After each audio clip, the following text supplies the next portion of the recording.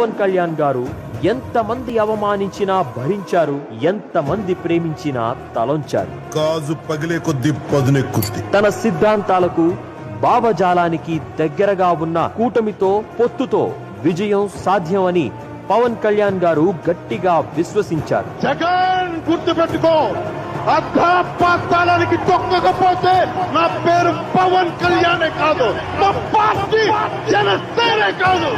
సినిమాల్లో నెంబర్ 1, ప్రేక్షకుల హృదయాలు గెలవడంలో నెంబర్ 1. కానీ ఆయన ఆశించింది ఈ నెంబర్ 1 స్థానాన్ని కాదు, ప్రజల గుండెల్లో సుస్థిర స్థానాన్ని. రాజకీయాల్లో అడుగుపెట్టి ఎన్నో లక్షల ప్రజల హృదయాలు గెలిచిన జనసేనాని. ఆయన సముద్ర కెరటం కాదు, ఒక సునామీ.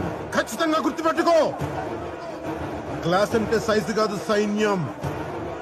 కనిపించని సైన్యం. అలలు భూమిని కబలించడానికి అంగలు వేస్తున్నాయి. ఉరుముల పిడుగుల ఊరేగింపు ఉద్యమించడానికి సిద్ధంగా ఉంది.